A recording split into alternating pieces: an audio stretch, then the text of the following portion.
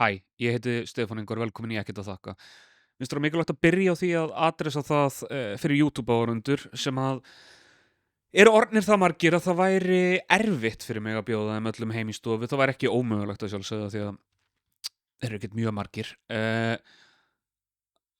Að vídeóið fór í fokk í þessum þætti og næsta og líklega þar næsta og líklega þættinum eftir það. Þannig er að ég gera þessa þætti ekki einn. Ég er að vinna með ungum dreng sem heitir Aron Martin.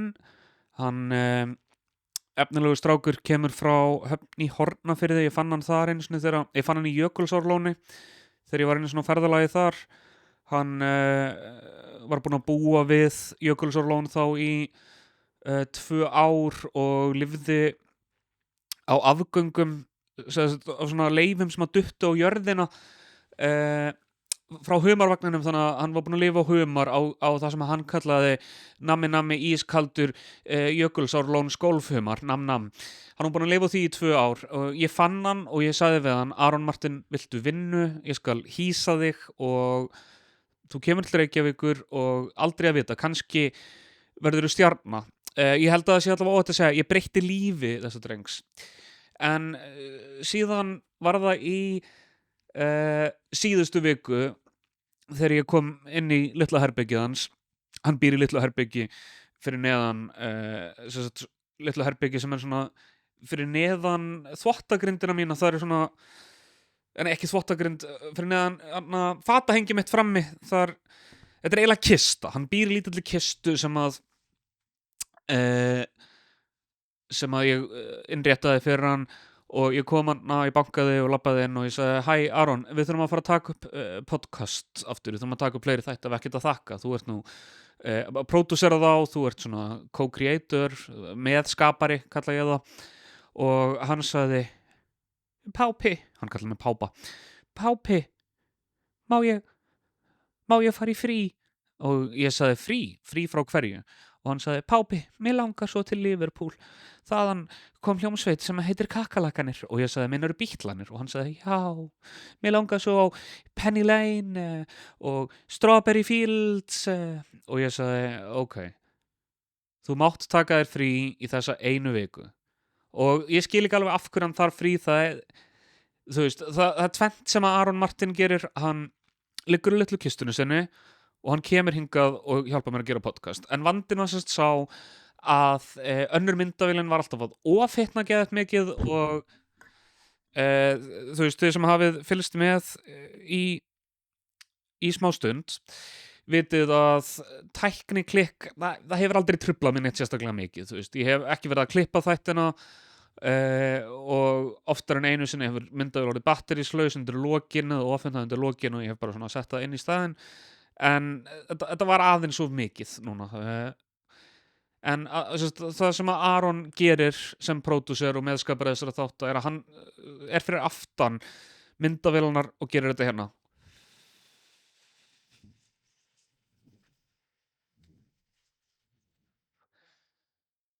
Þegar að ég fann hann þá var ég íhuga að kaupa mér viftu til þess að kæla myndavélar, en ég hugsaði: Þetta hlýtur að vera áður. Hann lifir á rusli sem túristar missa á jörðina. En ég er síðan að fara í frí fljótlega líka, þannig ég þurfti að taka upp nokkra þætti í röð og hann var ekki viðstaddur neina þeirra, þannig að myndavélarnar, önnur myndavélan ofhitnaði, þannig að þetta er bara hljóð. En bara, þú veist, mér finnst ég líka ekkert skulda ykkur sérstaklega mikið, af því að ég gaf ykkur verkefni að kommenta: Vá, flott podd Stefán, takk fyrir að gera flott podd, takk, eða eitthvað hannig. Ein manneskja að gera það á YouTube og enginn á Spotify.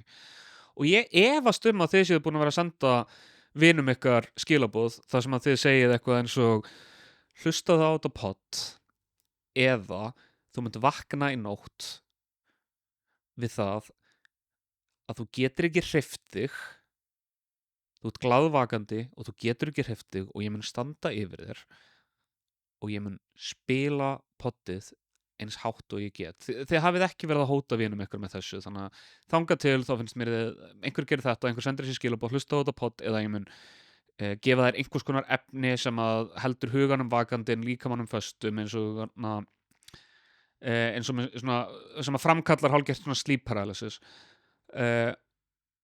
og neyða þau til að hlusta það. Þangað til þið sendið þessi skilaboð við ykkar þá I owe you nothing. Þannig að endilega gerið það, subscribeið. Ég var að spjalla við Björk Guðmundsdóttur, ekki söngkonuna heldur leikkonuna á Grínistan og þið þekkið hann örugglega Improv Ísland, hún hefur leikið í hinnu ýmsa, hún var í Flamingo bar til dæmis sem að voru Stöð 2.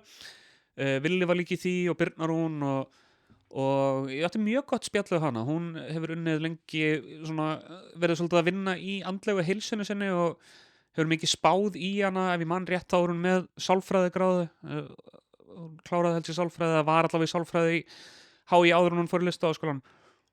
Frábær leikona, ógeðslega fyndin, ógeðslega gaman að tala við hana og töluðum hún var að segja mér frá sjökkrónum sínum, ekki sjökkrónum sínum beint, en hún var að segja mér frá sjökkrum og hún sagði mér frá partavinnu sem er svo sálfræði meðferð sem að hún stundar. Við töluðum gervigreind, hún að flytja, við töluðum það, ég var með langt bitta sem ég þóttist ekki muna hvað kærastur hennar heitir. Ég hafði mjög gaman að þessum þætti. Allavega, góða skemmtun og ég vona að það hafi gaman að. Og þú ert klár á konseptinu? Já. Við förum ítarlega við síðustu 7 daga. Ég er svolítið hrædd við það út af því ég er búin að vera náttúrulega bara með brain fog út af öllum framkvæmdunum og flutningunum og Já, það er allt í lagi. í dag er Miðvikudagur. Já. að ég hef sko heyrt að þetta sé gett erfitt að muna en Ok. ekstra mikið þegar maður er Já, hver maður má sagði þér? ekki líta á símann sinn. Upphaflega var pælingin að það mætti ekki lita á símann sinn en síðan hætti ég við það þegar fyrsti gestur kom. Ég skil, ok. En hver sagði að það væri erfitt að muna? Held Vigdís. Já. Held hún hafi sagt það við mig. Já. Já. Já, henni finnst svo margt svo erfitt en ég Vigdísi. Já. Eh, Elsku Vigdís Ég okkar ætla allra. að byrja núna því að þegar Hólmfríður kom þá þess að talaði ég hvað það væri alltaf allt í drasli heima hjá Vigdísi, þannig að ég er að reyna að koma því inn núna bara einu dissi á Vigdísi í hvern þátt. Hún hringdi líka í mig í gær og sagðist hlusta á þetta. Já. Þannig að þá er það þeim skemmtilegur að ná einu góðu skoti alltaf á Vigdísi. Þetta er ekki shoutout, þetta er öfugt. Já, þetta er call out. Já, call out. Já, Vigdísi fannst það erfitt. Hún er líka svo óminnug. Það er ástæðan fyrir henni fannst það svo erfitt. Já, ég er líka þar, sko. Já, okay. Ég hef heyrt að fólk haldi að ég sé minnug. Já, eða þú veist, haldi að ég sé eitthvað svona skipulagsskvís. Eitthvað svona. En ég er það ekki, sko. Ég hefði haldið það, en já. Sko, ég held samt að ég hafi vitað og sért það ekki. Við erum búin að þekkjast það lengi og unnin og oft saman þótt að það sé langt síðan, kannski síðast, en já, þú ert svona, þú berð þig sem slík, sem skipulagsskvís.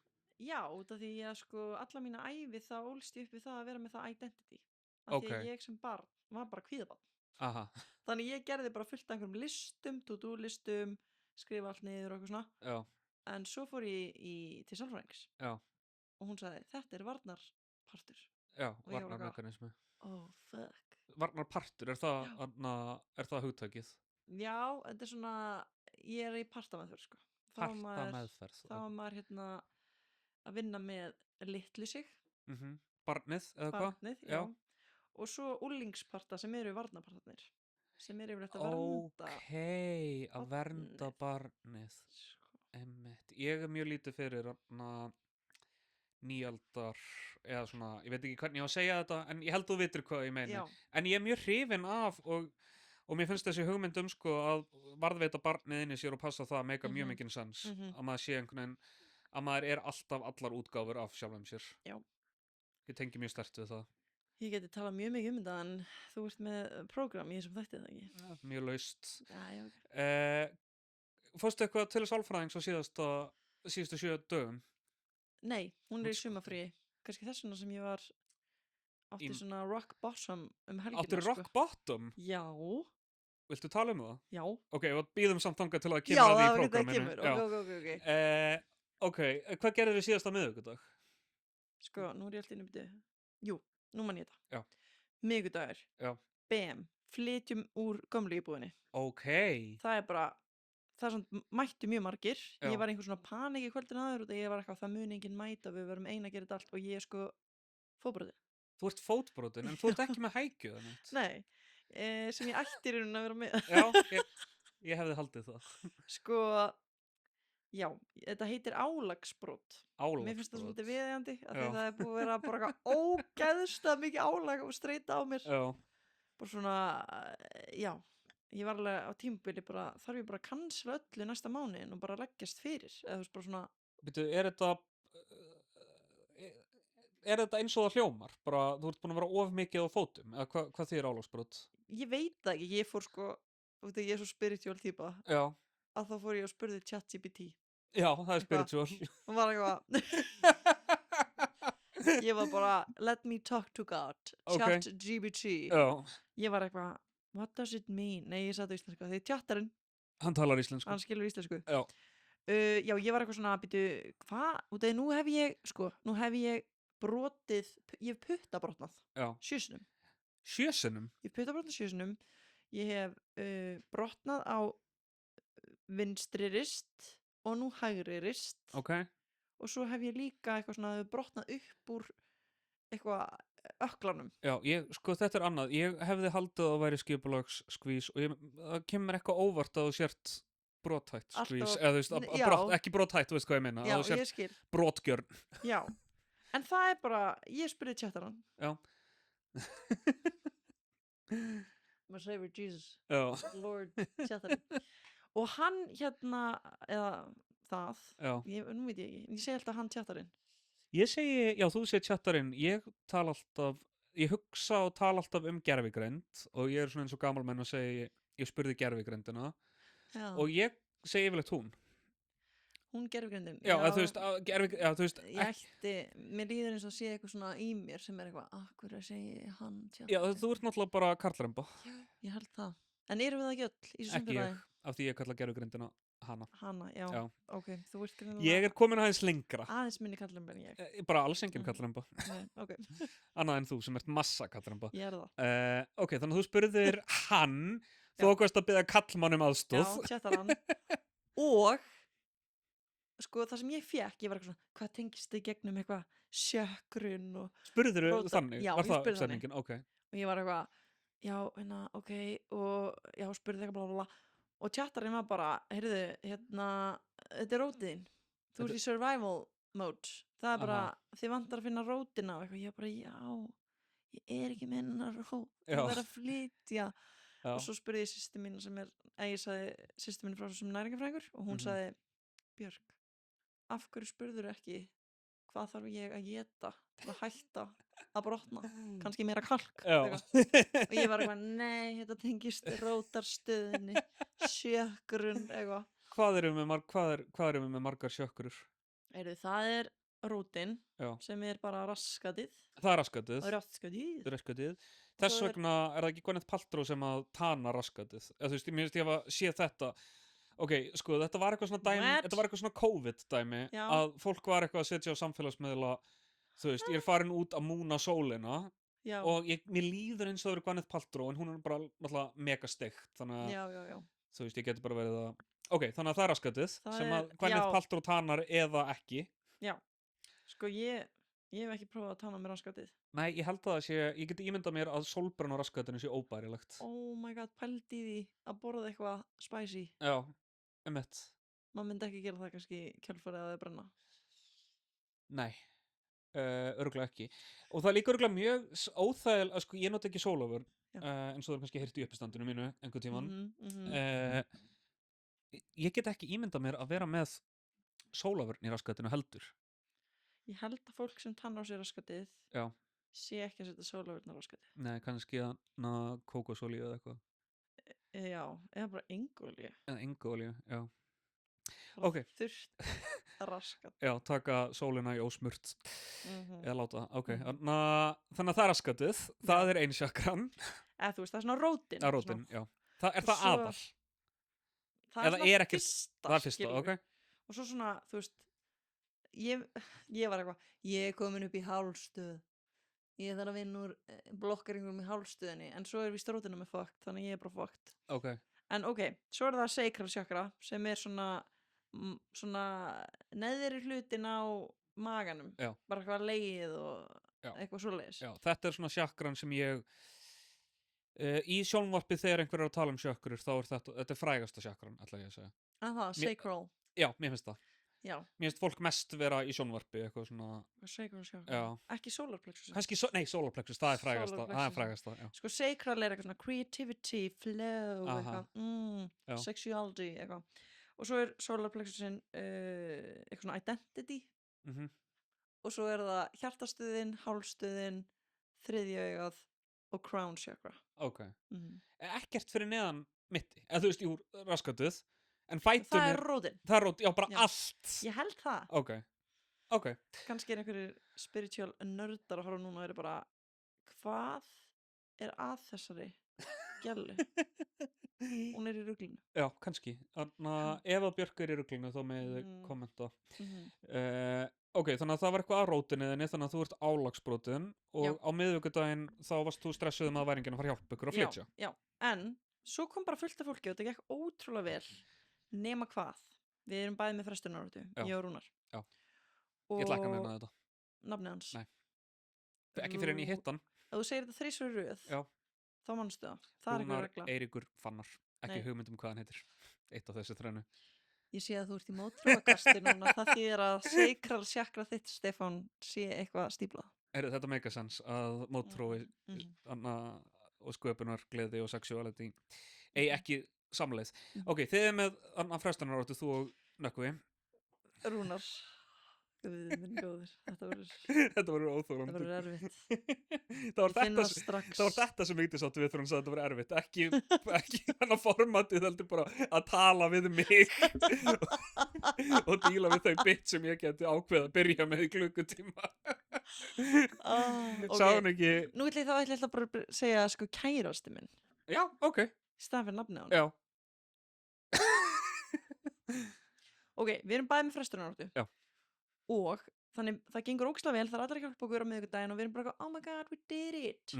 Og svo 5. dag, þá erum við bara það er bara svona 1 skápur eftir sem við eftir að tæma, við gerum það bara sjálf. Já.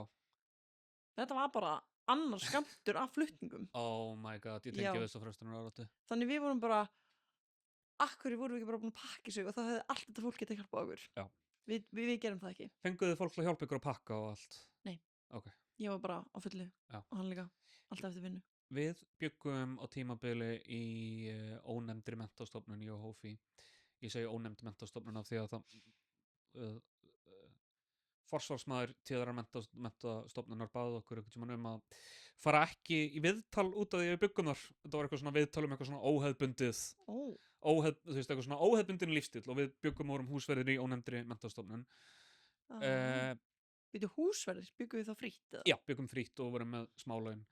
Þetta var æðislegt, þetta var fram að því að við keyptum okkur íbúð og þá vorum við bara að skúra eitthvað svoleiðis. En síðan kaupum við íbúð í COVID, við viljum leigja hana út, það gengur ekki út af því að það er ekki ferðamenn að éta upp fasteignamarkaðinn okkar. Þannig að við óskuðum eftir að losna fyrr úr okkar samningi þar. Og hún var eitthvað, ég skal skoða þetta, ekkert mál og síðan gerði hún það og lét okkur síðan bara vita eitthvað svona 2 dögum senna eitthvað, hvernig getið þið flutt út og við eitthvað, við varum ekki svona 2 mánuði ef það er í lagi og hún var eitthvað, getið þið gert það eftir viku.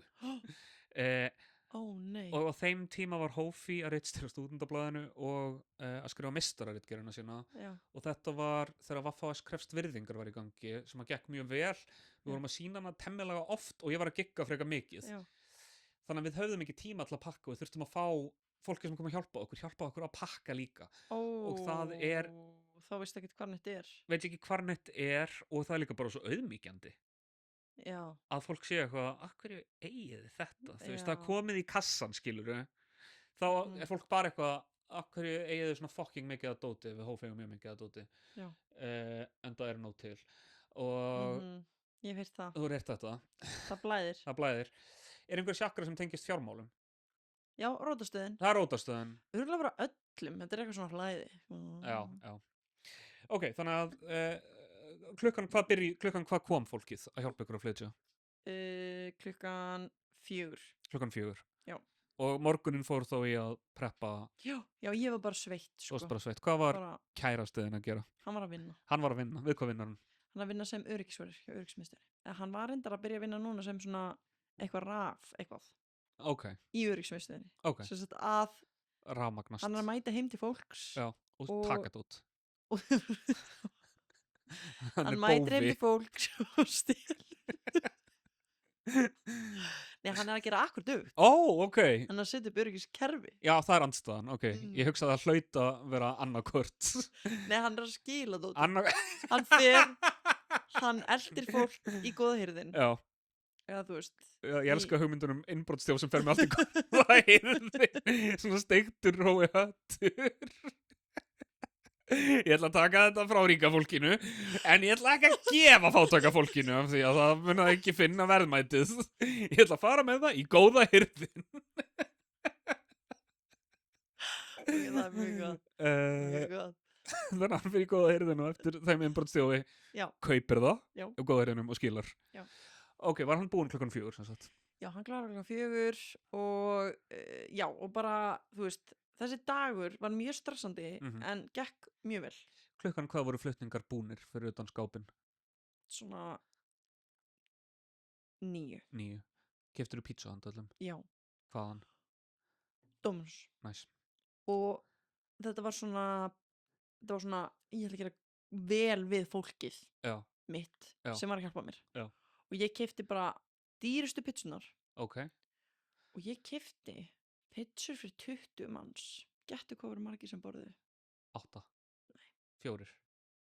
Það voru 2 börn sem borðuðu eina margarítusneið á mann. Já. Og svo voru ég, Rúnar, mamma og pabbi, Ellen og Addi. Við vorum 6. Og þú segist þá að keypt margarítu, hún er ekki vegan. Nei. Þú ert vegan, eða ekki? Nei. Ég er pescatarian. Pescatarian, en ok. En það er ekkert, það er engin fisk. Myndavélinn slökkt á sér. Nei!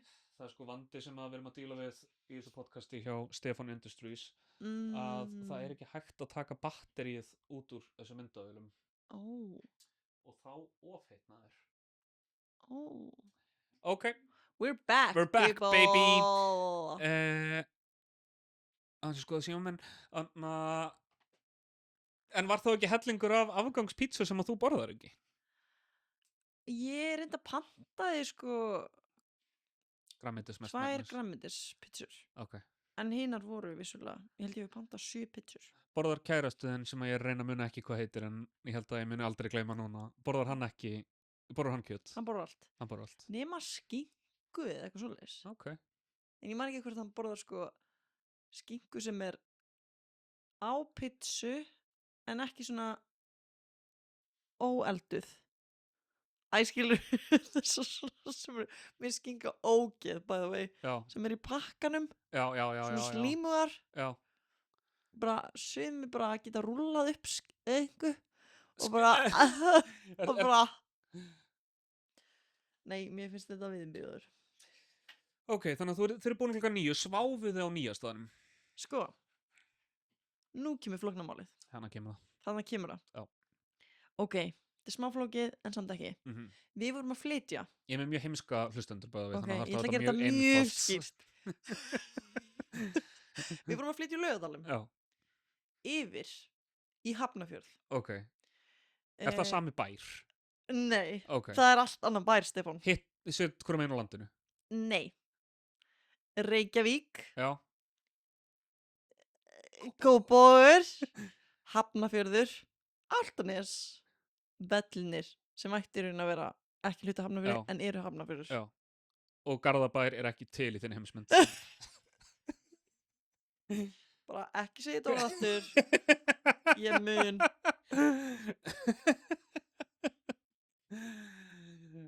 Ok, þannig að þið eru að flytja. Já, ok. Já. Sko, við vorum að kaupa í Breiðavangi 7. Munið það. Talan 7. Já. Ok, Tala dagsins, hlustendur, er 7. Vikan 7. Dvergarnir 7. Systkini móðu minnar með henni 7. Þannig munaði þetta. Þannig munaði þetta. Ok, við vorum að kaupa í þeirri hérna sem sagt, ég ætla að kalla þetta bara B7 þannig að fólk veit ekki eitthvað hvað ég er heima Já. Minnst það eitthvað skrítið. Já. Ok, og í þessari blokk þá er B1, B2, B3 nei, býtu, B1, B3, B5, B7 það sem við vorum að kaupa. Já. Viti menn, við vorum eitthvað heyrðu, við þurfum ekki að vera að leigja íbúð á meðan þessu framkvæmdum stendur. Við finnum okkur bara eitthvað annað húsnæði. Þannig við erum húsnæðislaus. Ok. En Birna Rún, hún býr í æsku íbúðinu minni. Hún býr í æsku íbúðinu þinni, já. Sem ég ólst upp frá 0 til 18 ára. Já, hún er náttúrulega var, fyrir eitthvað sem ekki vita, þá var Birna Rún leigusali foreldra á Bjarkar og úthýsti þeim. Já, það var það sem Þau borguðu ekki, þau voru einum day of sein með að borga leiguna, þetta var á jóladag. Hún innhemdi alltaf leigu 2005 hvers mánaðar til þess að það væri sem erfiðast fyrir fólk að standa í skilum. Og síðan kom hún og úthýsti þeim og braut allar jólagjafinarnar Bjarkar. Stelpan með eldspýtunar, hver er það? Björk. Björk Guðmundsdóttir. Já. Ekki syngur hún? Nei. Ég kann samt alveg að syngja, en ég er bara ekki eins fræg og hún fyrir að syngja. Já, hún er líka athyglisjúk. Einmitt, ekki ég. Ég er ekki athyglisjúk. En ok, þannig að staðan er þannig. Við erum eitthvað frábær hugmynd. Við þurfum ekki að vera leigumarkaðanum af því við erum að fara að borga fyrir þessa íbúðina sem er samt bara full af ryki og engu. Nema ryki. Ryk pluss ekkert. Ryk pluss ekkert. Já. Og svo er Birna eitthvað, hei, langar eitthvað að passa íbúðuna mína? Halló. Já, og hún á hund sem heitir Phoebe, sem er æði, sem við erum að kynnast og við erum bara orðnar ógeðslega góðar vinkonur. Frábært.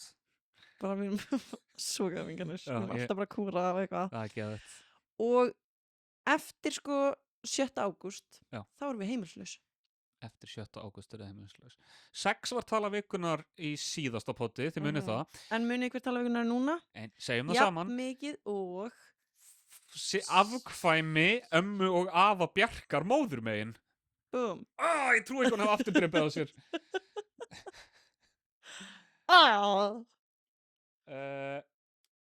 Ok, við skulum bara halda áfram, það er bara að klippa mig yfir á mig og meðan þetta allt saman gerist. Já.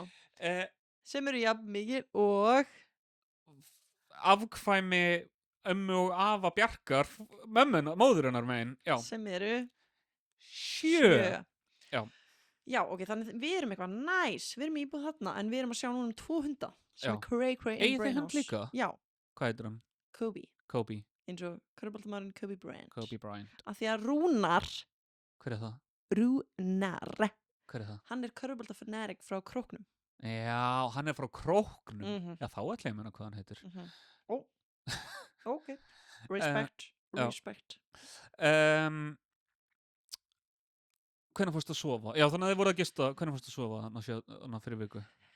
Það hafi ekki verið svona Þetta bara áfram.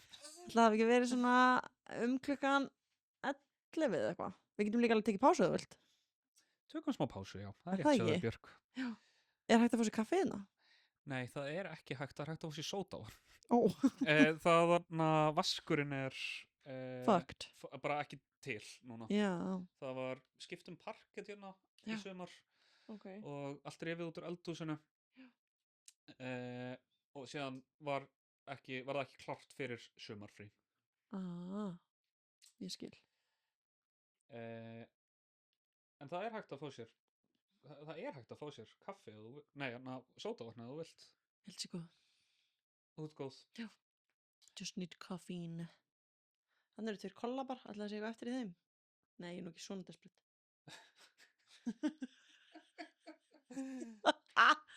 Varst það vonast þess að ég myndi segja já og...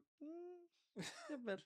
Heyrðu, erum við í pásu? Við erum í smá pásu. Ég ætla að svara Sjómla. Rúnari? Já. Veitu hver er það aftur? Ég er hana legendið frá Króknum. Já.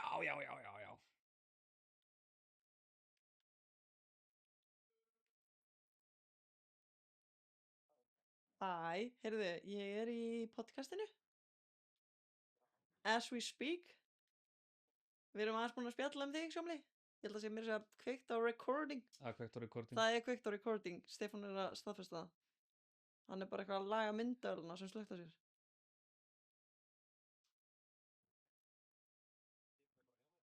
Ha? Já. Ætlaði það að segja eitthvað mig, eða? Var ég að hringja í þig?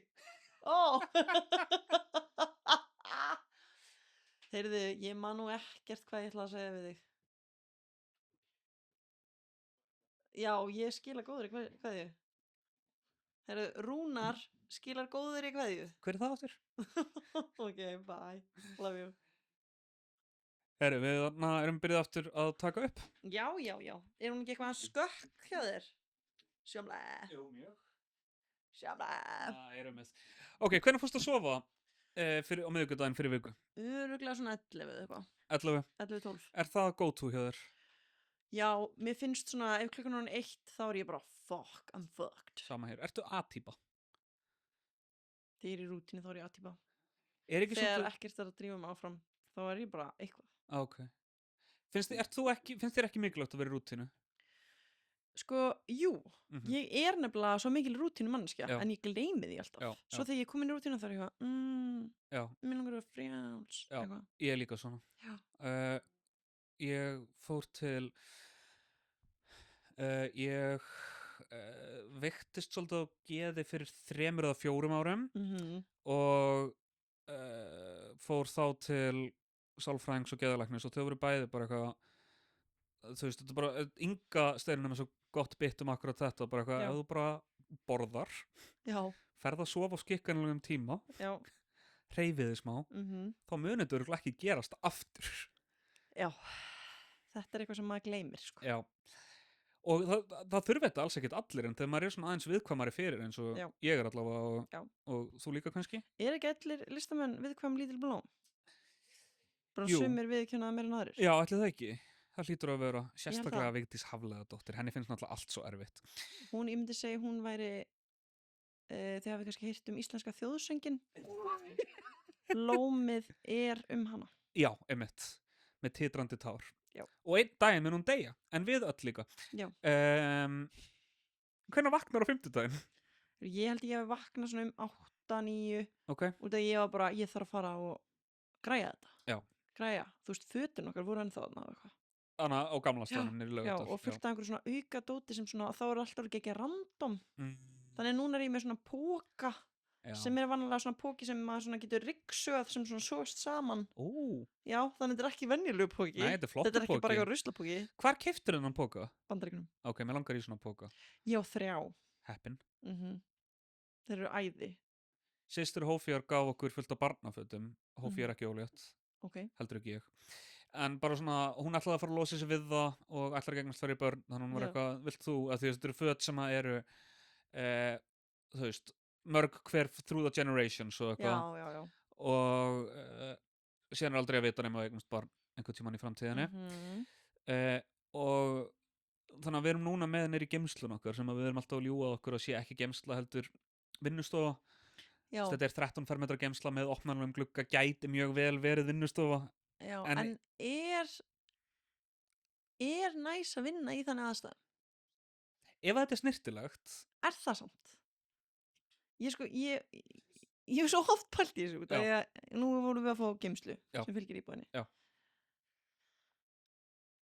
Er maður að fara að skapa í herbergi sem er bara eins og fangelsi manns eigins huga? Sko líkaminn minn er fangelsi míns eigins huga, þannig að Nei, við lögðum okkur fram þegar við fluttum inn að gera hana svolítið smekklega, sko. Og hún var það lengi vel, þú veist, opnanlegi glugginn gerir mjög mikið að hafa opinn glugga. Já, true. Það er að vísum er alltaf smá nájaður að séu rottur að fara að koma inn innan opna glugga.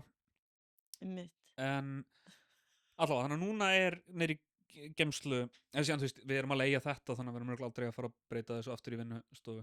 Hófjör er leigja hérna með mér. Já. Ok, þannig að þú ferð aftur niður í Laugardal og þar ert þú með svona fínan póka eins og mig langar í og þú ert bara ekki að nota hann eins og hægt væri. Nei. Á meðan sumir eiga enga svona póka. Þá ert þú á sólund á þínum. Já. Ég var að setja kaffibolla á henni, ég var að setja penna, ég var að setja eitthvað gamalt bökunar kjaftaði sem ég hef bara aldrei séður. Hvað kom þetta? Já. Og í staði fyrir að gefa þetta eða hendur sér það hugsa ég fer í gegnum þetta þegar við pakkum upp úr kassunum. Já, emitt. Biggest mistake. Já. Maður á að gefa sér nægan tíma, ég hef aldrei gert það og mun aldrei gera það. Maður á að gefa sér nægan tíma þegar maður flytur til þess að losa sig við fullt af shiti í leiðinni. Já, ég hugsa oft sko eru það ekki manneskjur sem eru eitthvað svona kannski bara raðmorðingar? Eða þú veist allavega fólk sem er ekki búið inn í varnarpartinum sínum. Já, true. Ok, þannig að hvenær mætur þú þó niður í hvað borðar í morgumat? Heyrðu, svaraðu mér. Ég er búin að vera að vinna svolítið mikið með Boost. Boost? Hvað setur í Boost? Heyrðu, og ég er búin að vera að skoða rosa mikið eitthvað svona næringu upp á síðkastið af því að ég var að komast að ég er að borða svolítið mikið fitu með prótein. Ok. Og þannig sumir er eitthvað, ég ætla að vera hollur, ég ætla að fá með Boost í morgumat. Já. Sko, ef þú ert að mæla þetta eitthvað svona í kaloríur inn, kaloríur út, að þá þú ert að setja eitthvað svona skeið af hnetusmjöri, gríska jógúrt, eitthvað svona fræ, döðlur, þá ertu kannski að koma bara í 1000 kaloríu Boost. Wow. Já. Og býtu... Ég er ekki næringarfræðingur, ég er að panika núna, þetta er systeminu næringarfræðingur, ég er eitthvað svona... Sagt, gjörsamlega án ábyrgðar hérna. Ég ekki fylgja mínum, ég veit ekki neitt. En hvað er það ekki eitthvað svona að fullorðin maður eins og ég í meðalhæð ekki nema 30 kílóum yfir kjörþyngd ætti að vera að borða svona 2500 kaloríur á dag, eða hvernig er þetta? Ég man þetta aldrei. Við þurfum kannski bara að spyrja tjatarann. Ég veit ekki hvort það sé ástæða að spyrja Guð sjálfan út í kaloríur. Fyrirgeðu, Guð sjálfa, ég er feministi. Ok, þannig að þú farið Boost. Og hvað setur í Boost? Þú ert að reyna að minnka fitu. Pínu möndlumjólk. Já. Vatn, bláber, jarðaber, frosin blóber. Og 2 skeiðar af próteindufti. Hvernig próteindufti? Ég var að kaupa eitthvað nýtt próteindufti. Þú ert ekki ánægð með það? Sem er ógeðslega vont. Ég fæ illt í maganum. Hættu að nota það. Já, þarf að gera það. Það var bara dýrt. Það var eitthvað svona, engin aukaefni, engin sætefni. Já, veistu hvað gerir allt gott, aukaefnin? Já, ég veit. Lífið er og stutt. Til að borða ekki aukaefnin.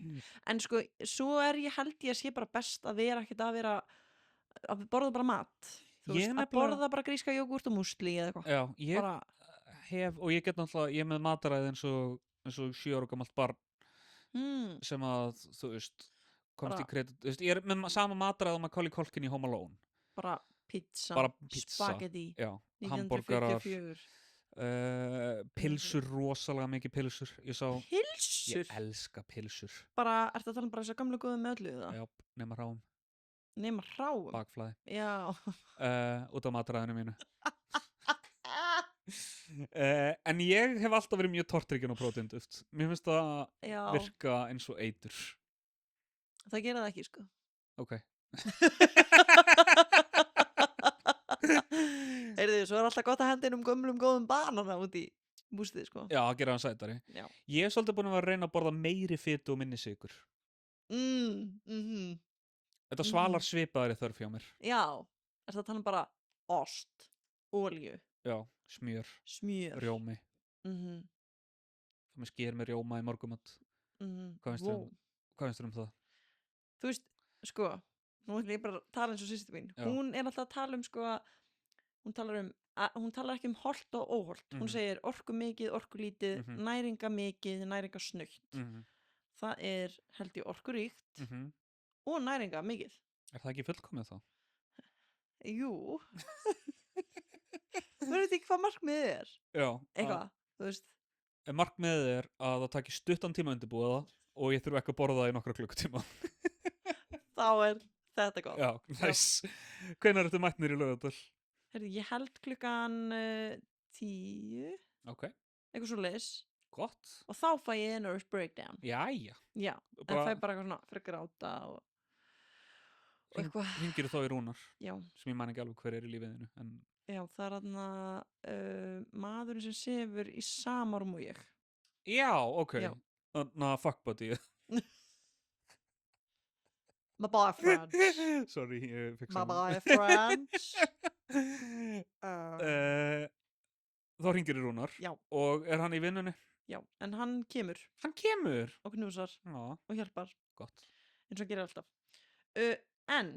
Ég er ánægður með Rúnar. Já, hann er flottur. Já. Rúnar Áki. Rúnar. Ok, núna ert að biðja mig á mikið.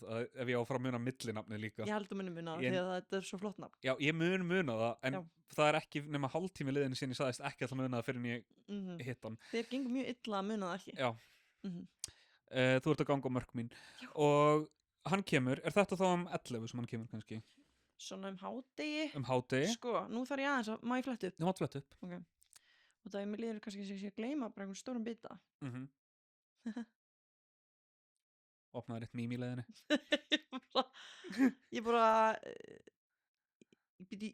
Ég er að sjá núna, ég gleymd að fara í vaks. Gleymd að fara í vaks, já. Ups. Nei, ég breytti tímanum. Ok. Og svo, ok, nú er ég þannig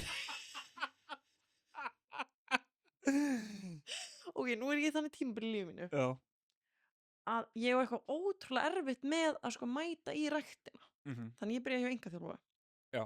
Bara út að ég þarf bara til að segja mér að mæta. Já. Og svo tók hann frí og þá bara gekk mér ótrúlega lilla að mæta í ræktina. Þannig ég sé núna líka í dagatalinu mínu. Ég hafði skrifað sko klukkan 12 þegar ég var í nervous breakdowninu. Hotfit. Og svo hef ég greinlega haft litla trú og ég myndi mæti þann tíma. Já. Að ég skrifa Laugar Hotfit 16:20 líka. Þannig ég var búin að finna 2 mismunandi tíma. Já. Og ég mætti í hvorugan.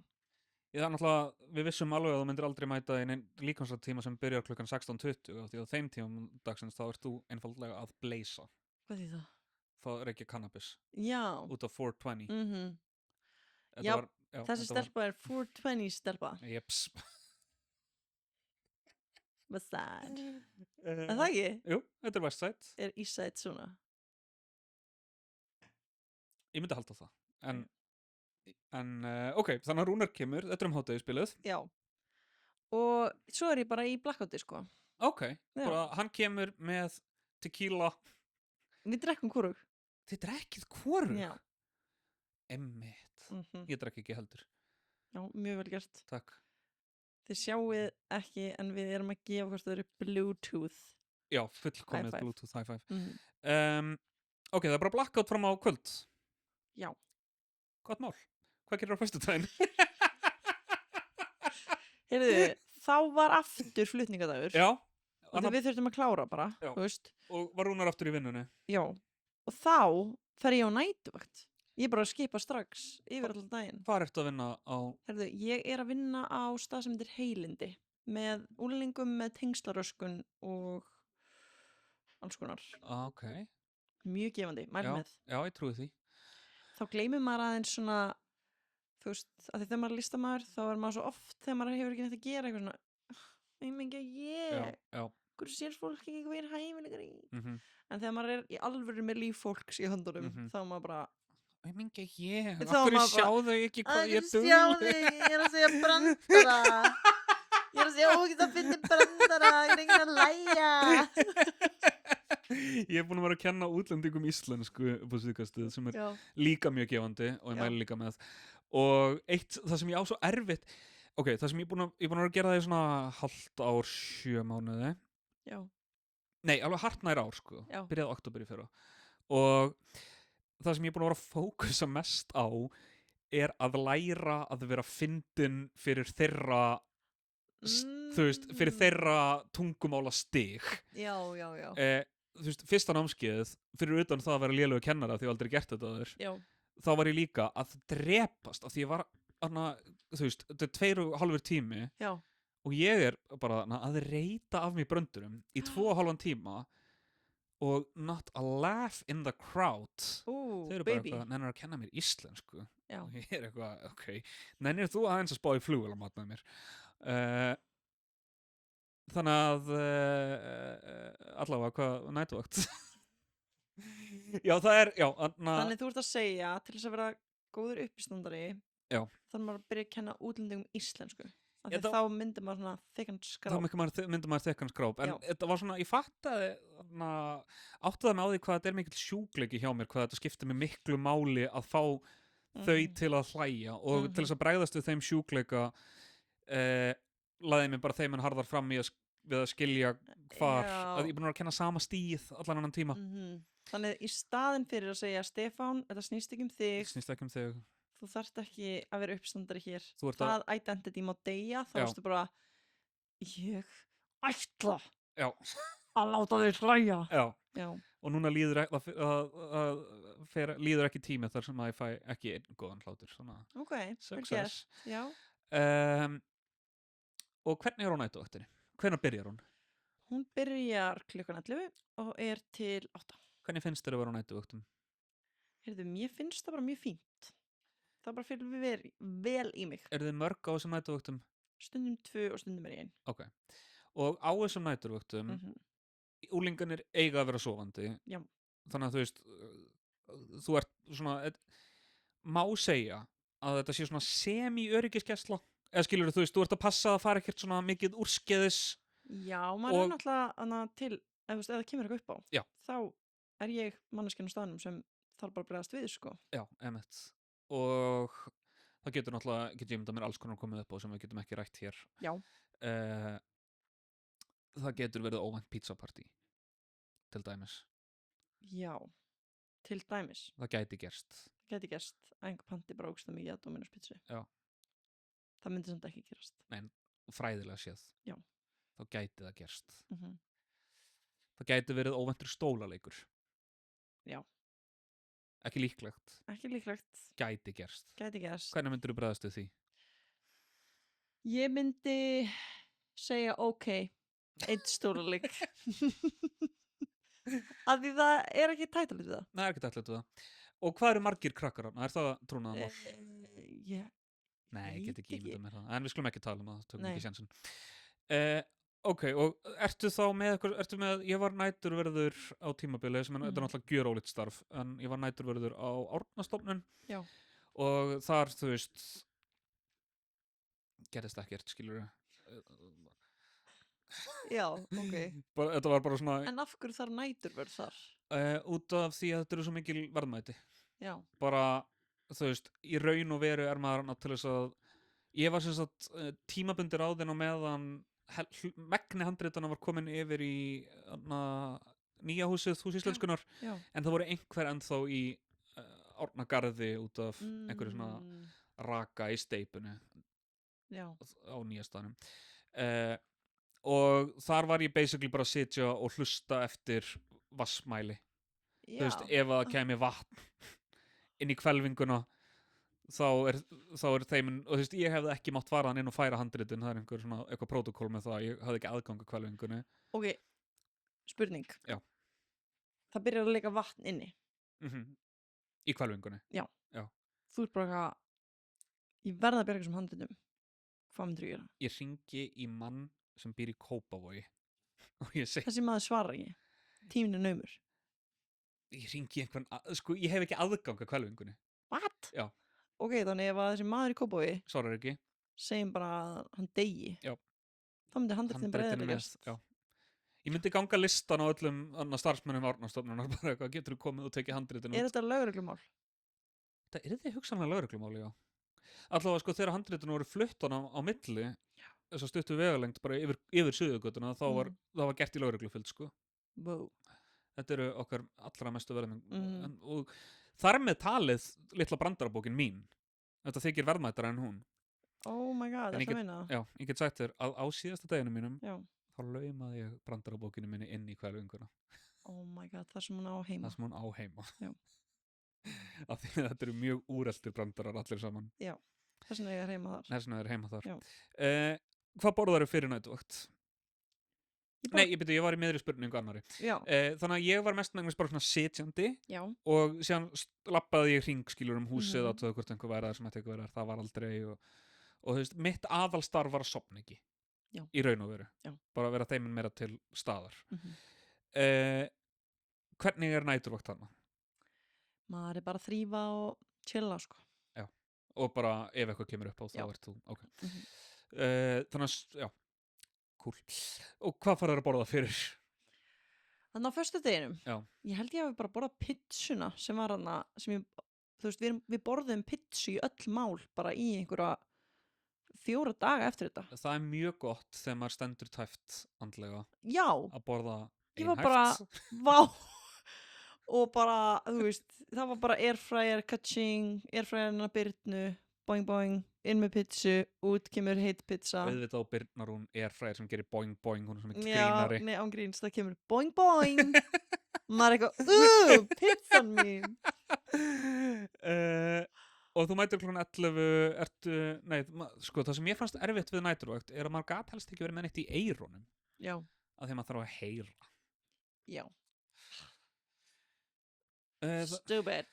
Og þú er búin klukkan 8. Já. Farið þið morgunmat eftir næturvakt á laugardeginum? Nei, ég fer bara beint heim að sofa, sko. Beint í lúllið. Beint að lúlla og þar bíða mín 2 hundar og maðurinn. Já. Sem að heitir eitthvað. Manstu eitthvað setjum námið að sér? Ég man það, en ég er mjög ósáttur með að muna það. Internal temp high, allow to cool. Ok, núna ætla ég að færa Vá, þetta hljóð var epíst, heyrður þetta? Já, mjög gott. Núna ætla ég að, það sem ég ætla að gera núna, ég ætla að gera svona. Já. Hvað finnst þér það? Ég held að fólk verið sjóveikt. Ok, ég skal gera það hægur. Ég frekar gera bara þaðan. Núna ættu það að vera að horfa á YouTube.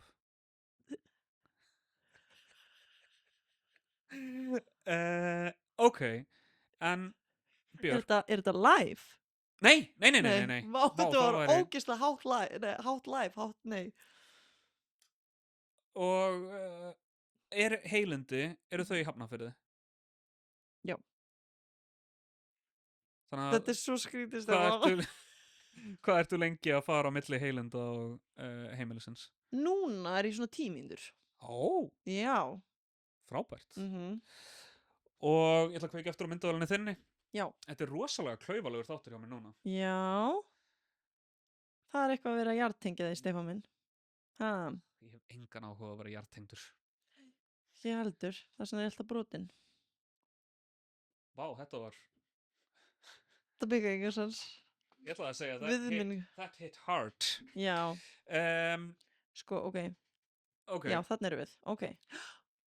Já, laugardagurinn var dagurinn þar sem ég gjörsamlega krassaði. Ok, frábært, nei, ég meina hræðilegt. Þá var ég bara upp í rúmi allan daginn. Ok, bara grátandi í kvíðakasti. Já. Er Rúnar í fríi þann dag? Já. Og er hann duglegur að hjúkra þér? Já, og fara út með hundana. Fara út með hundana, já. Ertu með einhver góð verkfæri þegar þú lendir í þessu? Já, það er aðalega hvíld. Það er hvíld. Já, og bara... Sko ég hugsa alltaf bara, ok, mér líður ömulega núna en ef ég leyfi mig bara að fara í gegnum alla tilfinningar og ekki vera eitthvað, mér má ekki líða svona, þá kemst ég hraðar í gegnum þetta. En leiðum maður fyrir eitthvað resistance, þá fyrir maður í frís og þá verður maður dofin. Já. En maður er svo hræddur við tilfinningar, sko. Já, maður er það.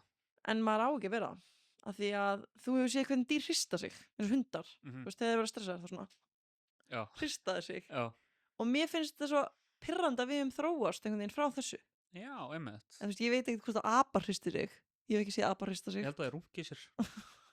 Ég er ekki að grínast. Nei. Reyndar hampa hundar. Þeir eru stressaðir. Já. Ég held að apar rungi sér. Já. Vá.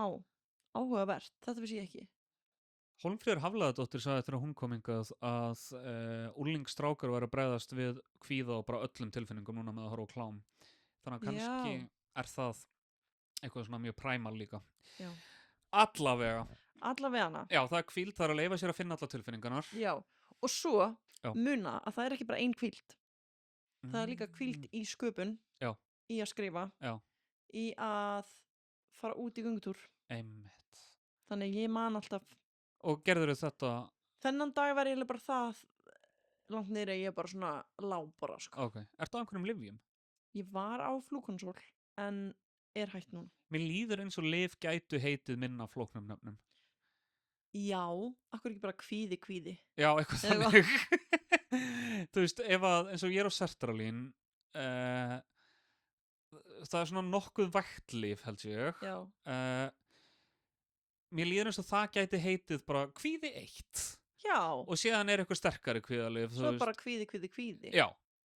Kvíði í þriðja veldi. Já, af því að til dæmis þegar ég var að byrja á sertralín, það fannst mér mjög stressandi að ég mundi aldrei hvað það hétir, ég fór í apótekið. Já. Og þetta er ekki einu sinni flóknasta nafnið. Nei. Flúkonsól er miklu flóknar. Flúkonsól, nei, sko ég man aldrei, eitt er sveppasýkingalyf og eitt er kvíðalyf. Og þú varst á sveppasýkingalyfinu? Já, sveppasýking getur leitt til kvíða. Nei, sko það er flúoxetín. Flúoxetín, ég hef heyrt þetta. Flúkonsól er sveppasýkingalyfið. Ég ætla að nýta þetta tíma til þess að þakka Big Pharma fyrir stuðningin. Og hvenær hættur á og kvíða? Flúoxetín. Fyrir mánuði. Já. Ég ætla að skamma ykkur Rúnar fyrir tvennt. Já. Í fyrsta lagi vondur tími til að hætta á kvíðalyfjunum þínum. Já, satt. Hitt, Rúnar hefði átt að taka sumarfríið sitt í kringum flutningana. Og þið bæði. Já. En maður heldur alltaf að allt verði miklu auðveldara en það er síðan. Já, þú veist, ég get trútt talað af því að við höfum alltaf verið að vinna þegar við höfum flutt, sko. Já. Maður þarf bara að sætta sig við það. Þegar maður er að flytja, þá er það bara leiðinlega sumarið manns. Já. En svo erum við líka í framkvæmdum. Já. Þannig við erum að setja rosa mikið pening í bara, þú veist, að gera upp bað. Hvað heldur þú að það sé þetta mikið pening? Þetta er 1-2 milljónir, sko. Baðið? Já. Við þurfum að rífa allt út. Einmitt. Var það bara ónýtt? Bara ógeð? Já, það var ógeð. Ætlaðu að vera með baðkar? Já. Yes. Ert þú baðstelpa? Ég er baðstelpa. Ég er baðstrákur. Vá, hvað ég elska bað. Mikið. Ég bara... Og sko, Rúnar er sturtustrákur. Hófi er sturtustelpa. Er það? Já. Ok, og hvernig, þú veist, út af því að nú erum við búin að vera að fara út um allt og við viljum fá góða sturtu en gott bað. Já. Við lestum þetta þannig að kaupa mjög gamla íbúð með lélegri sturtu og lélegu baði. Þannig, já, ég ætti að kaupa bara allt og lítið bað. Já, það er það sem að var í Þá fær hann líka lélega sturtu, því að þú veist það sem að hófið þolir að gera þetta kúfta. Já. Þú veist, af því að bað er svona... Já. Við erum að kaupa bað sem er mjög dýrt. Já. Til þess að fá hann að kassa, sko. Einmitt. Og það er alveg bara, vitið hvað bað kostar í dag? 400.000 krónur. Nei. 200.000 krónur. Bara baðið, sko, ekki blöndunartækin. Ég veit 100.000 krónur. Þetta er svona 170 skall. 170.000 krónur. En pabbi sagði, 170.000 krónur fyrir bað? Kaupið þetta í Bíkó? En ég sagði... Kaupa almennilegt. Rúnar er sturtustrákur. Hann þarf að hafa almennilegt undir fótunum, sko. Mér finnst rétt hjá ykkur að eyða peningi í þetta. Veistu, ég er búin að vera rosa mikið að vinna úr svona fjárhagskviða líka. Ég er eitthvað svona, eftir 5 ár, þegar ég er bara eitthvað milljónamæringur. Já. Ég ætla bara að manifesta það. Allavega milljónamæringur. Þá á ég eftir að hugsa, Björk, hvað er það? Akkur þetta ekki bara með í þetta bað? Þetta er klink í það. Þetta er klink. Og þá ert þú líka milljónamæringur og byrju samt ennþá á B7. Já, út af því að sko þá maður sé milljónamæringur þá þarf maður ekki alltaf.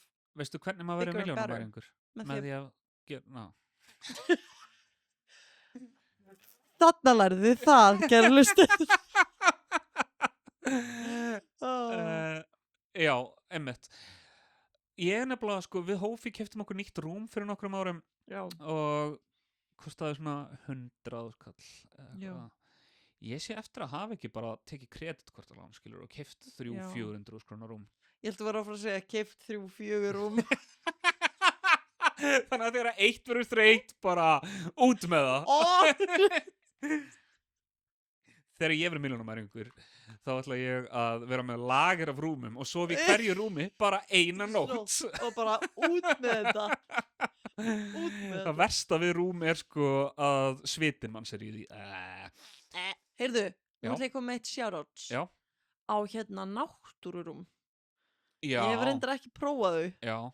En þannig kannski ætti ég ekki að vera með shoutout. Hvað er með shoutout? Woolroom eða? Nei, ég bara fór Já. til Matta og hann... Matta Hattara? Nei. Matta... Er hann gaurinn með náttúrurúm? Já. Ok. Allavega.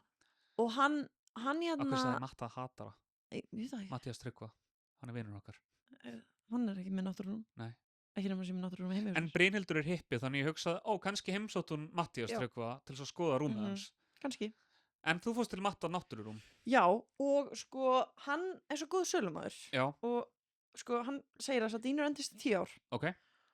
Og þetta er bara á náttúruefnum. Já. Og hann var bara, þið sofið 8 tíma meðaltali á nóttu. Þið eigið að, þú veist, ef þið deilið niður fjárhæðinni í eitthvað blá blá. Þessi rúm kostar svona samtali, þú veist, meira en 500.000. Já. En ég samt bara, ég bara leið og... Fjárhæður leifir. Bara, ég ætla að fá mér svona rúm, sko. Ég held að gæti það verið hann. Ég skrifaði pistil, held ég í Fréttablaðið fyrir nokkrum árum, þar sem ég var að bera saman mig við foreldra mína og samanburður er mjög hollur. Og að því að sko þegar ég ólst upp þá voru mamma og pappi, þau hafa alltaf unni bæði mjög mikið og það var alltaf allt tandurhreint heima. Líka hjá mér. Ég skil þetta ekki. Ég skil ekki hvernig þetta er hægt. Það var ekki til eitthvað svona robotryksu þá. Nei. Og þú veist, þau áttu 3 börn, ég á engin börn. Já. Ok, systir mín er svolítið mikið eldri en við. Hún er 10 árum eldri en bróðir minn. Þannig að þú veist, þau áttu 2 unga stráka, skilur þau. En voru þau listamenn? Nei. Voru þau í rútínu? Mjög góðri. Já. Ég held að ef maður er bara eitthvað, sunnudagar eru cleaning days. Já, það var þannig. Já. Það bara virkar. Já. Og þau settu bara allt á sinn stað. Já. Þetta er beiluð hefðan. Nei, bara... Þetta er geðbilað, ég er saman með þér. Hverju veit maður að þetta er gott? En maður gerir þetta ekki. En eftir ég birti hann pistil, þá hringdi maður í mig og sagði, ég get sagt þér akkur þú átt svona erfitt með þetta en ekki foreldræðinir. Og ég sagði... Hringdi hann bríð? Hann hringdi í mig.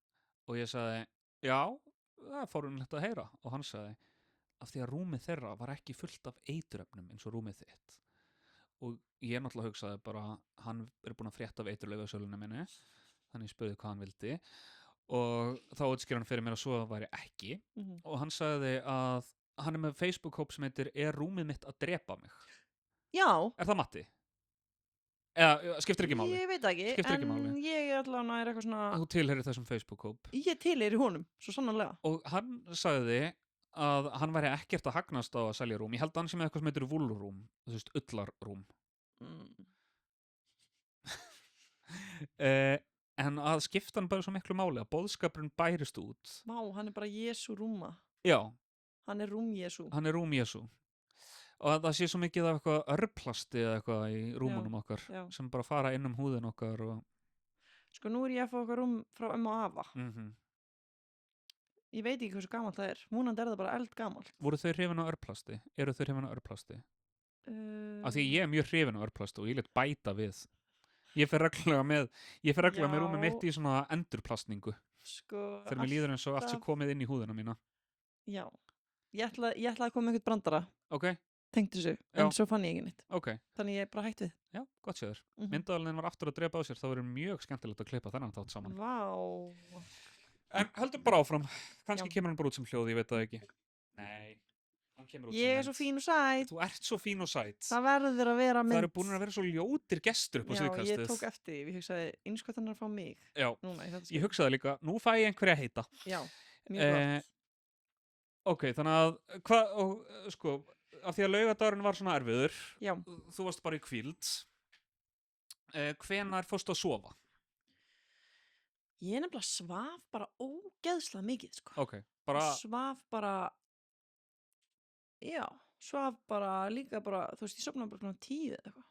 Eitt sem að ég ásaldið erfitt með svona, þegar ég leggst í þunglindiskast, er að, og þetta er ekki brandari, er að þegar maður hugsar sko þunglind fólk í gamla daga, þá láða það bara í þunglindi, skilurðu. Já. Það var bara eitthvað svona, það var ekkert að gera, skilurðu, það lá bara í þunglindi. Já. En ég að skrolla í símanum mínum þegar ég ligg í þunglind og ég eitthvað svona, þetta ekki alvöru þunglindiskast. Og ég ekki einu sinni að grínast smá þótt að þetta sé fáránleg pæling. Hvað gerir þú? Þú veist, ertu á samfélagsmiðlum þegar þú þarft svona mikla hvíld? Sko, ég nefnilega já og nei. Það svona eins og að sé eitthvað svona, þú veist, eitthvað svona hovering yfir mér, svona rödd sem svona eins og gömul amma. Já. Af því einu sinni var hermaður sem var bara, hvað að þér, þú ert að gera eitthvað mikið, en núna komið svona gömul amma sem eitthvað, elska mín, búin að skrolla svolítið lengi, viltu kannski taka hérna huglislu núna? Eitthvað. Þannig ég mæli með að skipta út hermannum fyrir gamla Aha. Með herinslu samt? Já, kannski vann sem hjúkrunarfræðingur. Já. Seinni heimsstyrjöldinni, eitthvað svona. Já, það væri mjög gott. Já. Og hvenær vaknar á sunnudaginn? Hvernig líður þér á sunnudaginn? Mér líður bara miklu betur. Já. Ég bara risin upp frá helviti. Eins og Lazarus. Já, eins og Lazarus sjálfur sem að Jesú hann enduristi vakti til lífsins. Býttu, hét hann Lazarus? Hann hét Lazarus. Og það hilarious. Já, það hilarious. Ég segi oft, hann Lazarus. Jeps. Já, þetta eitthvað tengt þessu eða? Já, það sem maður að segja þá ég vildi að hann væri dauður.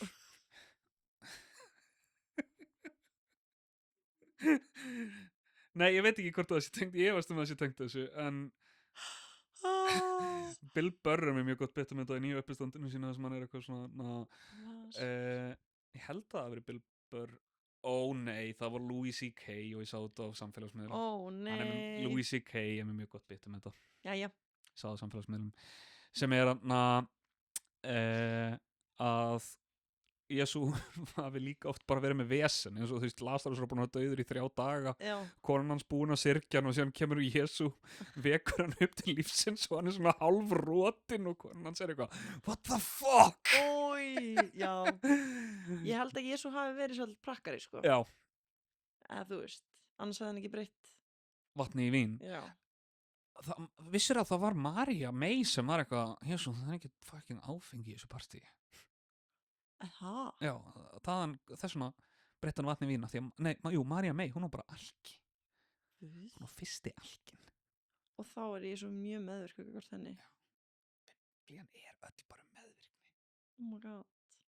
Og dauðan. Já, stjórnlindan föður, alkoholiska móður. Þetta mjög þekkt formúla. Og þú vaknar á sunnudaginn. Já. Og bara, þú veist, hvað gerði hann ekki að gera, sko? Því ég manna það ekki. Hei, kannski get ég séð það í fótós. Já, einmitt. Vá, minnið. Þetta alveg bara vel, bara, þú veist, í lagi með mig. Já, ég held það. Hvaða dagur var á sunnudaginn? Það var Sunday heitir það á ensku.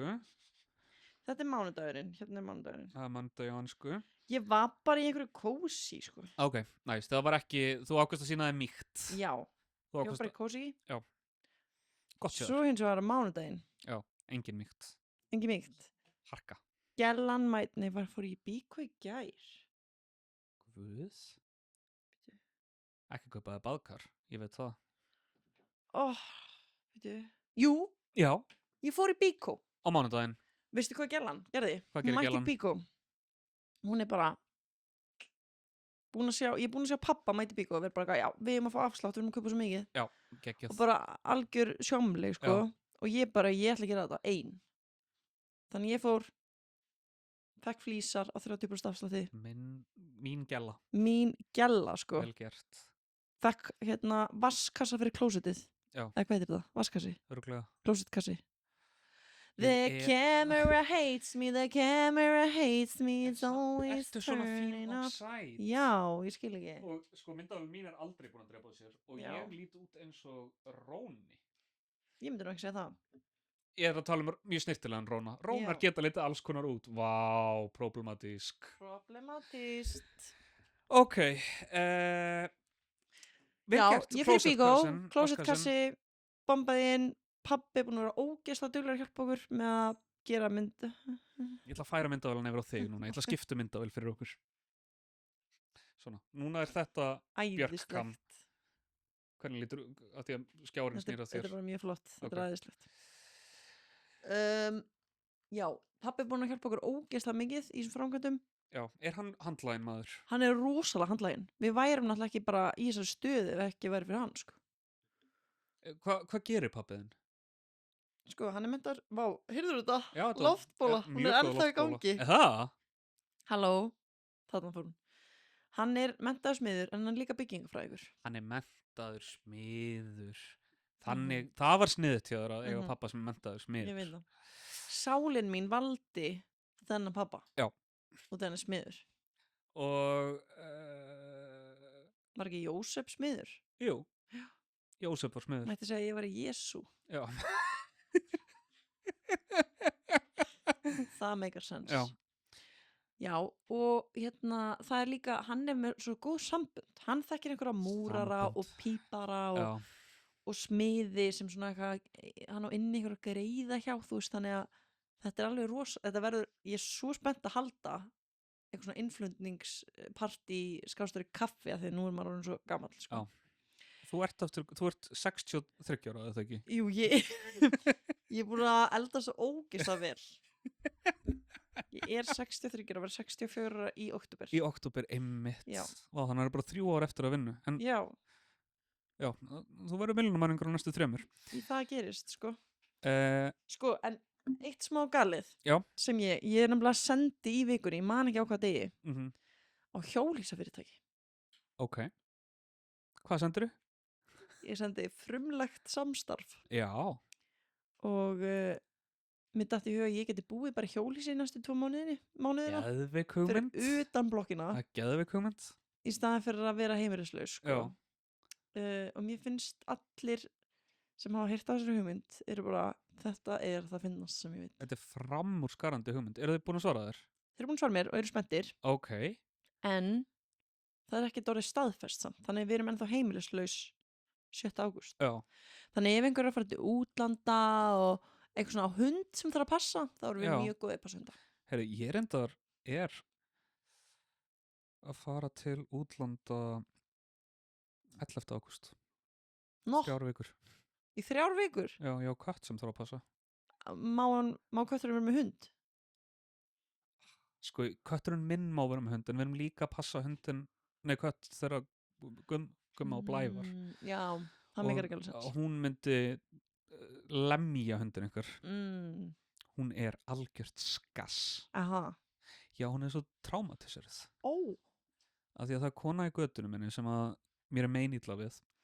Sem að hatar ketti og lét dýra eftirliti fjarlægana og dýra eftirliti týndi. Nei. En í Nóru þegar Gumma og Blævar. Og hún var týnd í einhverja 3 vikur. Þannig að þú veist, og hún komst náttúrulega lífs af einhverstaðar í Laugadalunum var hún týnd í 3 vikur. Þannig, þú veist... Var hún ekki með ól, eða? Hún var ekki með ól þegar dýraeftirliti kom. Og dýraeftirliti var ekki með örmerkjaskanna á sér. Þannig að það tók hana bara samt. Og týndi henni svo.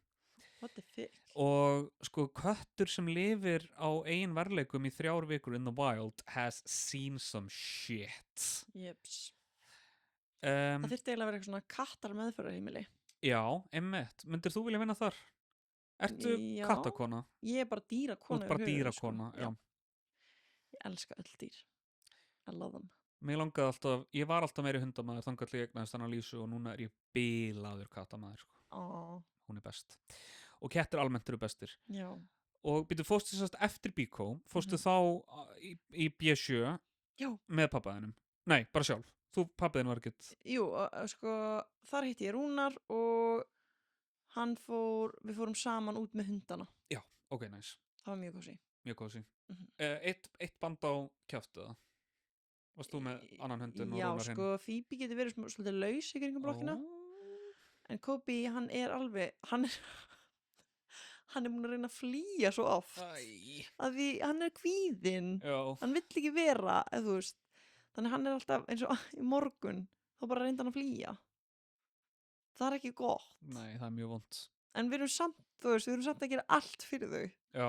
Þannig maður eitthvað, hvað get ég gert? Og þá er líka bara eins gott að þetta sko hjólhýsasamstarf gangi upp af því að, þú veist, ég bý í gamla Vesturbænum. Ef að þið verið að flytja úr Laugardal í Hafnarfjörð, í gamla Vesturbæ, í Hafnarfjörð aftur, þú veist, þetta er talsvert rask fyrir hann Kópi þá. Já, nefnilega. Þannig, já, ég held að þetta heitir nú er ég að segja rétt, sko. Það er eins gott að þú segir rétt. Já. En þú ert búin að segja tvennt vitlaust í þessum þætti hingað til, ég ætla ekki að segja hvað það er og það eru 3 strikes and you're out. Þetta eru leiguhýsi.is. Leiguhýsi.is, það er. Já, það er það sem ég er að tala við núna. Nú veit ég ekki hvort að ég er ekkert komin neitt í hendurnar. Og þessi þáttur er þá bara í boði leiguhýsa.is. Já, segjum það bara. Segjum það bara. En þeir, sko, ég nefnilega held að þetta sé að fara að vera hilarious. Já, ég held að þú myndir gera eitthvað virkilega skemmtilegt úr þessu. Já. Og er það pælingin að vera bara með eitthvað svona vikulega samantækt eða eitthvað samfélagsmiðlum eða eitthvað? Sko, mér langar að gera litla svona seríu, svona mockumentary, sem er kannski bara 3 mínútur þáttur. Næs, ætlar að gera það vertikal eða svona? Já. Svona? Ég held það. Það verður bara eitthvað svona TikTok. Þetta er alveg, víst, Aron Martin er alltaf að tala um þetta. Þetta er víst bara eitthvað svona þetta er bara takið úr Hollywood. Það? Bara svona 3 mínútna vertical dramas. Það bara er ógeðslega mikið af þessu úti og Íslendingar eru ekki catching on. Leiguhýsi.is. Viljið þið vera brautryðjandi í íslenskri kvikmyndagerð? Var það ekki þess vegna sem þið fóruð í hjólhýsaleikinn? Jú, ég myndi halda það. Og þriðjudagur, hvað gerir þá? Já, ég gleymdi að segja, mánudaginn fyrir líka á kvöldvakt. Það var æðislegt. Á kvöldvakt, hvað er kvöldvaktin lang? Hún er frá 4 til 11. Ok, hún er löngvakt. Já. 7 tímar. Já. En næturvaktin er 9 tímar. Já. Og þriðjudagurinn, hvað gerir þið ger? Ég ætti nú að muna það. Þú ættir að muna það. Nei, tjók, það manna aldrei neitt. Veistu hvað, ég er búin að komast að við að gera þess að þætti. Það man aldrei neitt hvað hann er að gera. Guð minn almáttur. Guð minn almáttur. Chat GPT. Án Guðs. Án Guðs. Án Guðs.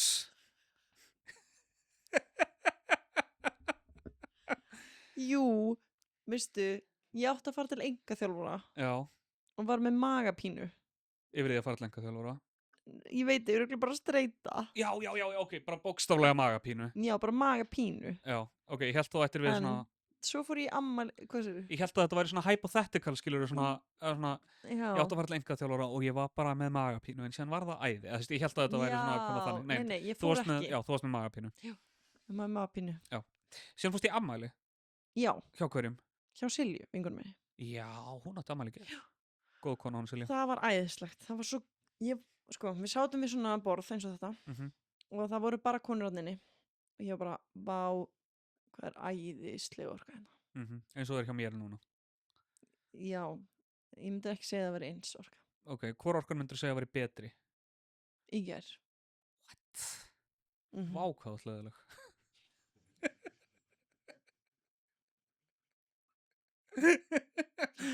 Nei, en þetta var svona þessu viðtali er lokið. Ok, Stefán er að rjúka út. Nei, en þetta var svona það er eitthvað magnað sem gerist þegar það eru bara konur sem hittast. Þið munu aldrei skilja þetta. Ég heyri konur oft segja þetta. Já, og tengir þú ekki þegar bara gaurar hittast? Ekkert magnað þegar bara gaurar hittast. Ég ætla sko, þú veist, þetta er ekki eitthvað svona konur eru svo svona og kallar eru svo svona. Það bara, ég er oft með bara gaurum og það er bara fínt, skilurðu. Það er bara næs, en Vá. Ég er sko með alveg svona samsæriskenningar bara ég get ekki fara út í þetta. Jú, getur það. Það er svo asnalegt, það berskjald það sé svona. Þú þarft þess ekki. Sko ég held ég held að tíminn fara alltaf í hringi. Ég held á einhverjum tímapunkti í sögun okkar hafi konur verið bara eins frjálsar og þar gerast. Já. Og karlmenn hafi orðið of hræddir á þeim tíma hræddar við þennan mátt, við þennan kraft að eina sem þið gátu gert var að búa til ótta og hræðslu í kringum þennan mátt einhvern veginn. Og mér líður svona eins og það sé svona aftur að fara að gerast núna. Ég vona svona það. expansion, ég vona það líka. Mér líður eins og sé mjög mikið bakslag samt. Já, það búið að vera mikið svona mjög mikið bakslag. En ég held að úr þessu bakslagi eigi eftir að koma eitthvað fallegt, vonandi. En já, ég held sko bara að við getum fætt börn. Það er klikkað. Það er ruðalegt. Þú meinar við tvö þetta ekki? Jú, við getum fætt börn. Stefán. Já. Fuck. Hæ Laufey, ég er að klára fyrri þáttinn núna með Björk. Er þetta Laufey sönguna? Nei, Laufey Haralds. Já. Ég bið að hilsa. Ok, þetta var í þættinum. Ég bið að hilsa tilbaka. Laufey, Björk biður að hilsa þig líka. Gott. Ok, sjáumst, bye. Þetta var ekki Don't you know Nei, þetta var Laufey Haralds Improv Laufey Haralds Improv Uppistand Improv Leikhús Gaman Rauðherð Saman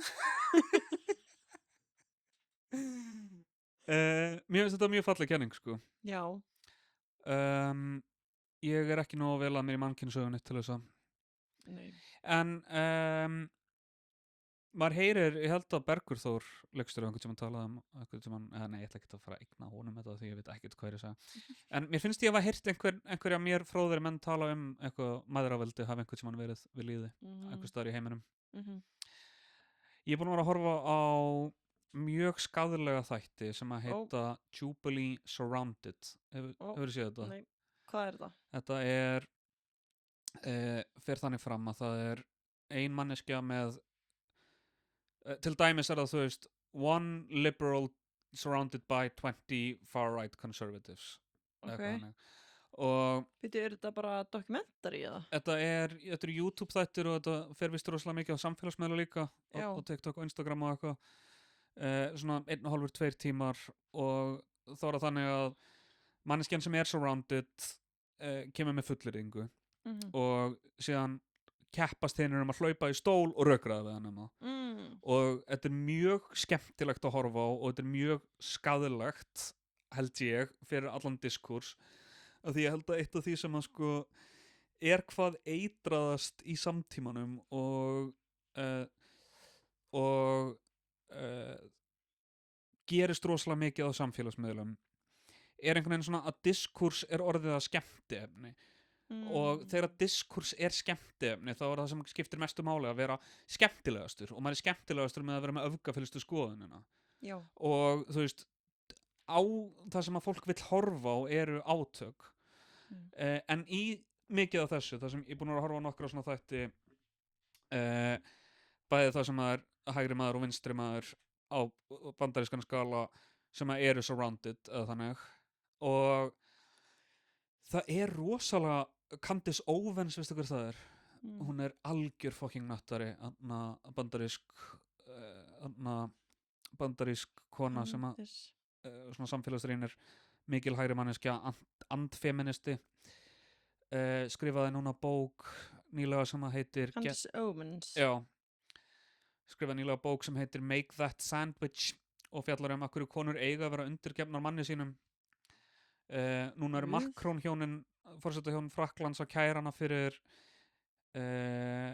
meiðyrði eftir hún bjó til held ég 4 þáttaröð af hverju Brigitte Macron er kallmaður hún er að fullera það að Brigitte Macron sé alltaf hún er fucking nuts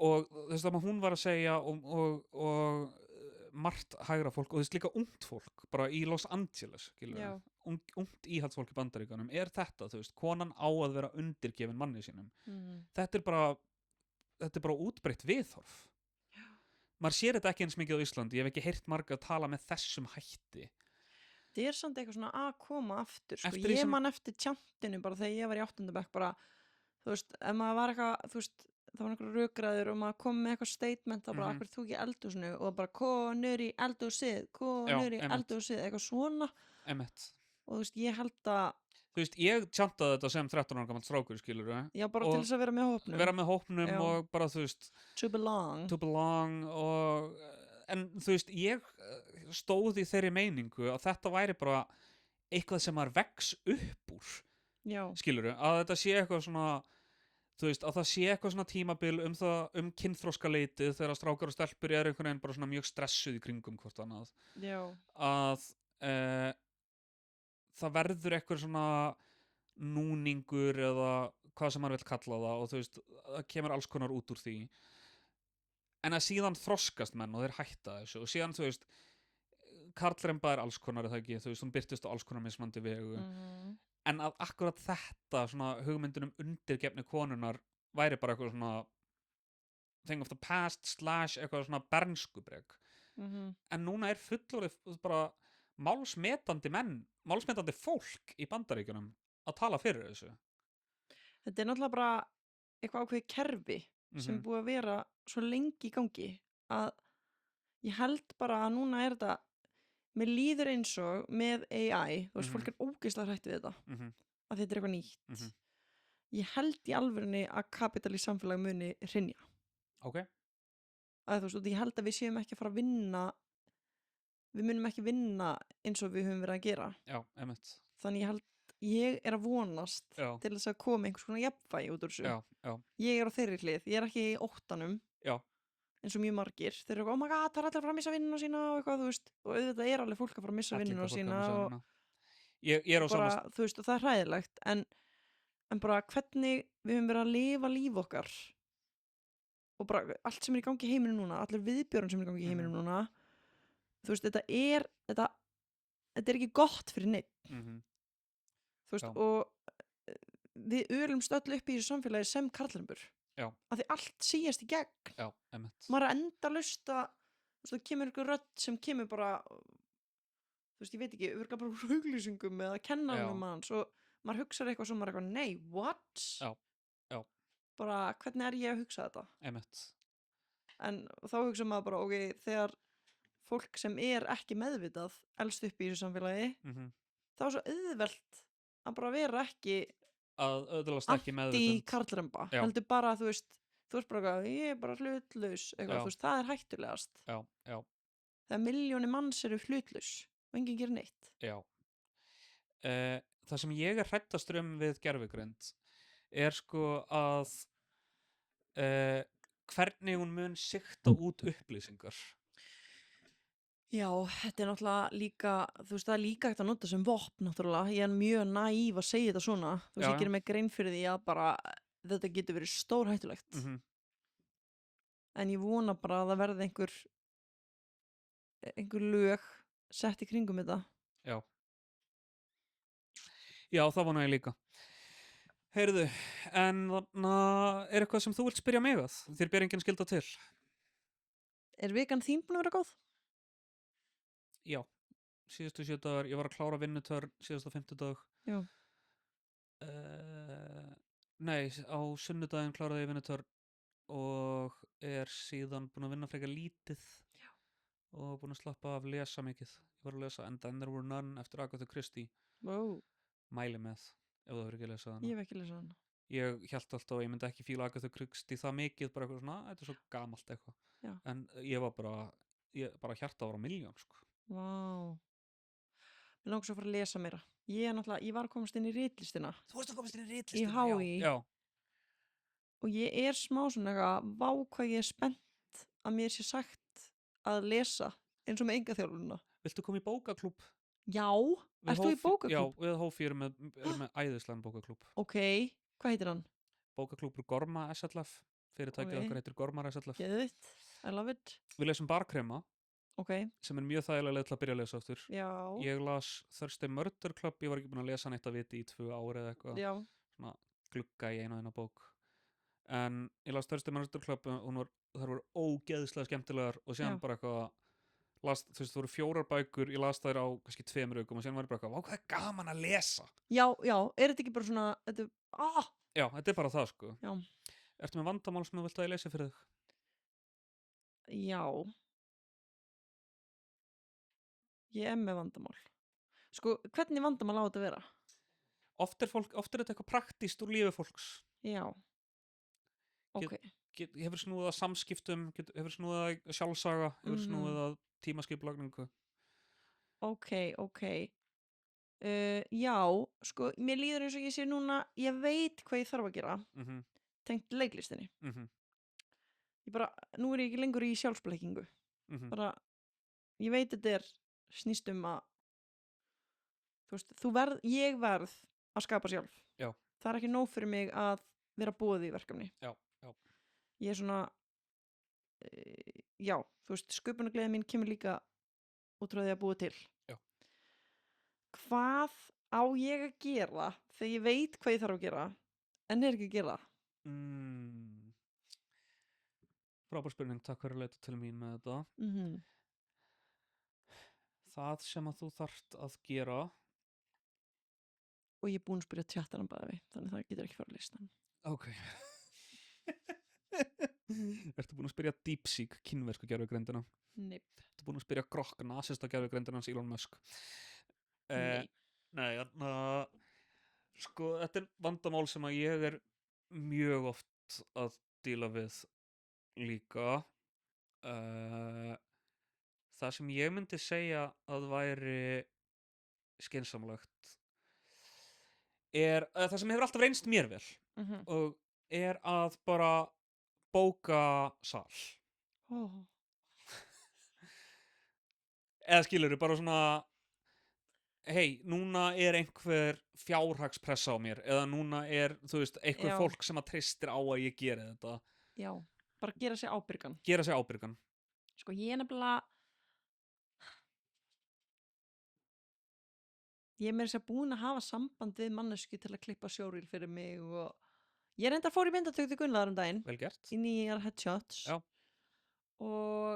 En svo er ég með í maganum sko svona uppistandsýningu / leiklistasýningu, eitthvað Murph. Mér langar ekki að skilgrina. One woman show. Já. Sem er svona mjög nálægt mér en ég veit ekki, heilin minn er eitthvað hræddur við að skilgrina þetta sem uppistandsýningu sko. Og ég fekk mig til mín, eins og ég kalla ping frá alheiminum. Ping, tjattari. Og að bara bókaðu sal. Bara bóka Tjarnarbíó. Já, bara eftir 4 mánuði. Já, og bara, ég veit mér að ég er búin að teikna upp plakatið, sko. Bókaðu sal. Wow! Ok, vandamál leyst.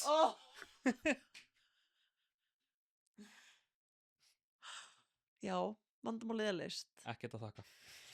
Takk fyrir komuna, Björk, það var mjög gaman að tala við þig. Sömuleiðis, meistari. Ok, takk fyrir að hlusta á samtal með Björk. Ég vonaði að það hefði haft gaman af. Þetta var kannski smá svona skrítið tempó í því út af því að Aron var ekki að blása á myndavélina. En já, endilega smash that subscribe button og sendið við ykkur og segið ef að þú elskar mig, ef þú hefur einhvern tímann elskað mig, þá myndu hlusta á þetta pod og likea og subscribe. Við heyrumst þetta viku. Bless.